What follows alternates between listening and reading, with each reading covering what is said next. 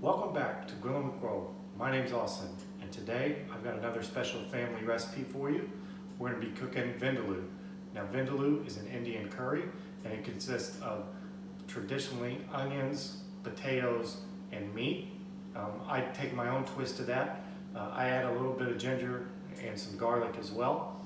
And today we're going to be using the Vindaloo spice mix from the Penzeys company. Now, if you buy that spice mix, it has the recipe on the back. So this is how I have always cooked it. And with this spice mix, it turns out really well because the Penzeys spices are very high quality. All right, everyone, let me show you the ingredients that I'm working with, and we'll get to cooking. Here's our ingredients. You got about 8 cubed up red potatoes. You got about 5 cloves of garlic. It's about a half a cup of onion. 3 different kinds, and then you got about 2 tablespoons of ginger. And the meat we're going to be using today is some chicken thighs, and I got 2 packages of chicken thighs that are cubed up. All right, so I've got a cast iron coming up to temperature. The first step is going to be to put some olive oil in that cast iron and brown those potatoes. So the first thing that you want to do is heat up your cast iron, and you want to heat it up without the oil in it, because this way when you put the oil in it, the oil will get hot, the cast iron is already hot, and it helps create a better non-stick surface. So we'll heat this up, and then I'm going to put some oil in it, and we'll put the potatoes in there.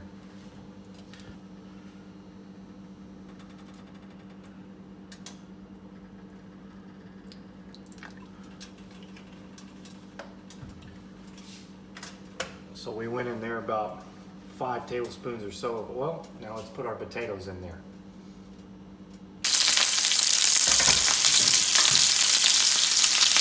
All right, so one thing you want to do is just season your potatoes. And I left the sound on the initial part just so you could see how hot that pan is. So once you season your potatoes, go ahead and turn that heat down to about medium, and then adjust as needed throughout the cooking. And you just want to make sure that you stir those potatoes.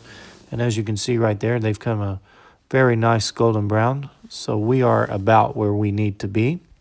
So we're going to go ahead and get these out of the pan and get to our next step.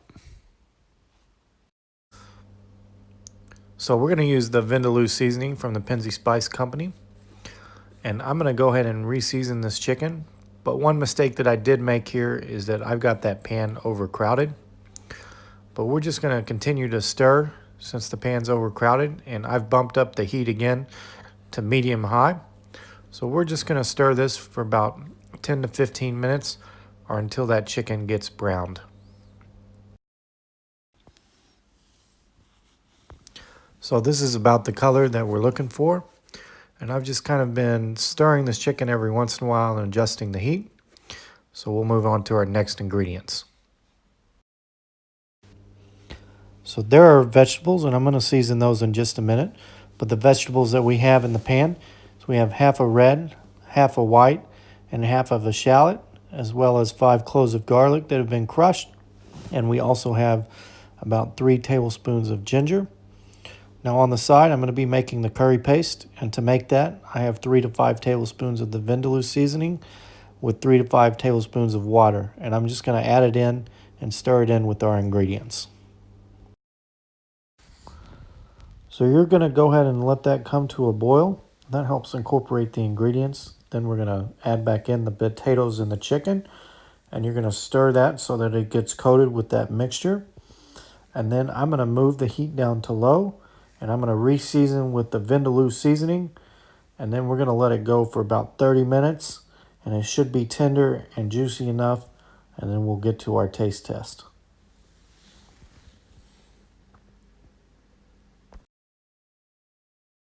You saw a still shot of the food, so let's get to the taste test. We've got some chicken and potato there.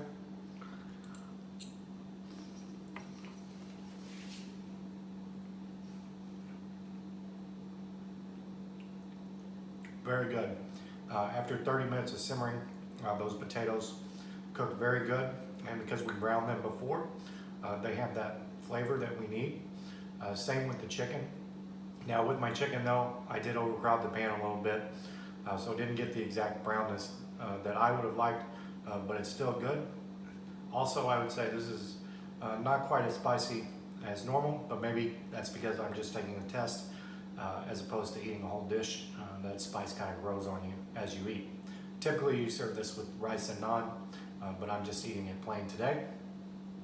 So hopefully you go out and make this dish yourself. If you do, make sure you have rice and naan so that you can eat it as a meal. All right, everyone. If you like what I'm doing today, go ahead and give me a thumbs up. If you haven't subscribed already, hit that subscribe button and share it with your friends and family. And we'll see you on the next one. Cheers.